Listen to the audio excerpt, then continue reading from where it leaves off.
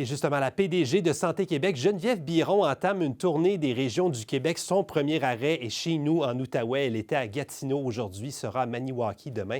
Elle est avec nous en studio. Bonsoir, Mme Biron. Bonsoir. Je sais que vous êtes allé visiter, entre autres, l'hôpital de Hull ce matin. On a beaucoup entendu dernièrement de témoignages de médecins qui disent à quel point ça va mal en Outaouais. On est tout près du point de rupture même. C'est quoi votre constat de la situation? Comment ça va? Bien, écoutez, la région vit quand même d'une situation, je dirais, particulièrement au niveau de la main-d'œuvre, qui est pas facile. Alors, globalement, je pense que la solution va devoir passer dans le futur avec une hausse, un plus grand bassin de main-d'œuvre. Mais tant que ça, c'est pas réglé, on est toujours en train, dans le fond, de travailler à trouver des solutions. Et on en trouve, là, avec l'ensemble du réseau pour être capable d'assurer les soins et les services à la population. Mais c'est la réalité là, qu'on a dans la région. Oui, donc c'est un problème de main-d'œuvre plus qu'un problème d'argent parce qu'il y a des gens qui disent aussi que l'Outaouais est sous-financé en matière de santé. Mais l'argent, dans le fond, je dirais que depuis l'année dernière, nous avons revu la façon qu'on attribue les budgets dans l'ensemble des établissements.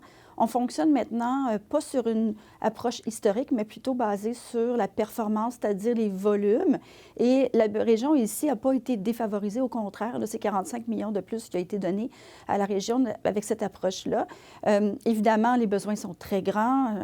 On comprend qu'on voudrait peut-être toujours plus, mais on doit, comme vous le savez, travailler dans un budget. Et je dois dire, cette année, là, le budget ici dans la région, pour une première fois, là, il est géré de manière rigoureuse. OK, donc il y a eu plus d'argent un peu, c'est ça.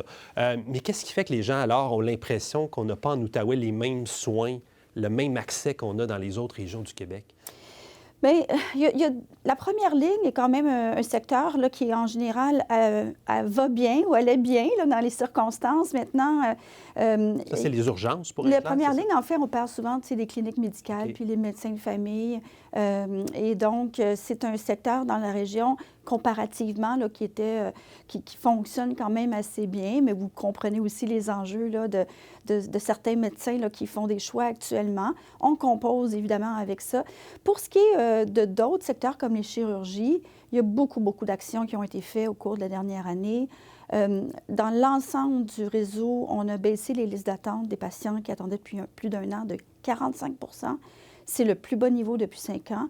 Ici, dans la région, c'est 250 personnes de moins qui attendent sur cette liste-là.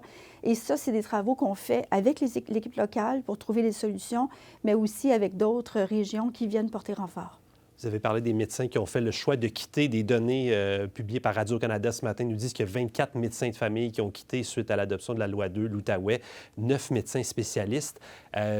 Comment vous accueillez ça? Est-ce qu'on a les moyens de perdre ces gens-là?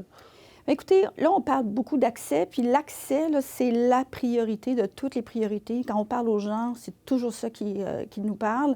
Et évidemment, là, il y a une entente là, qui est négociée entre la Fédération des médecins omnipraticiens du Québec et le gouvernement. Cette entente-là là, qui est en train de se compléter, ce qu'on comprend, c'est que 500 000 personnes de plus qui seront prises en charge par les médecins, ce qui veut dire que des médecins dans les cliniques actuelles vont devoir réfléchir s'ils acceptent de prendre plus de patients, mais il y a aussi d'autres options qui s'offrent à nous. Il y a entre autres le GAP, le guichet d'accès première ligne. Ça, c'est un outil très intéressant pour les citoyens, puis sont en mesure de passer par ce guichet-là et on leur trouve un professionnel.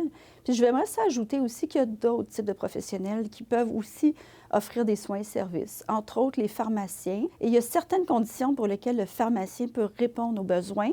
Et donc, ça donne des possibilités. D'autres options pour les patients. Donc, si je vous résume, ce n'est pas si grave que ça si on perd les médecins? Mais c'est préoccupant. Oui. Là, je veux qu'on se comprenne. Là. On n'est pas dans une situation en disant que la situation, on ne doit pas y porter attention, là, évidemment. Mais ceci étant dit, moi, ce que je veux vous dire, c'est qu'il y a d'autres leviers sur lesquels on peut agir, puis ça, on s'active. Je vais vous entendre aussi sur le futur hôpital qu'on nous promet en Outaouais depuis des années, qui doit être une des solutions à la crise qu'on vit en ce moment. Là, le terrain ne semble pas être le plus facile. Terrain contaminé, il va devoir y avoir un gros chantier avant de construire l'hôpital. Est-ce qu'il y a des risques que ce projet-là soit retardé? Bien, pour le moment, tout est sur les rails. Donc, la première étape, comme vous le mentionnez, c'est d'organiser, en fait, de préparer le terrain pour la construction. C'est un ministère qui s'appelle la SQI qui s'occupe de la construction de nos établissements de santé. Et pour le moment, il n'y a aucune indication là, que le projet serait retardé. En terminant, votre message pour la population de l'Outaouais qui a souvent l'impression d'être oubliée par Québec, c'est comme si on n'existait pas ou on était moins important qu'ailleurs. Qu'est-ce que vous pouvez leur dire? Ouais, moi, je pense qu'il faut dire que les enjeux de la région, là, ils sont vraiment bien communiqués. On est bien imprégné. Puis je parlais tout à l'heure des enjeux de main-d'œuvre, mais il y a aussi des très belles choses qui sont en région. Alors, tournée en Outaouais qui va se poursuivre demain. Geneviève Biron, merci beaucoup d'être passée nous voir. Merci.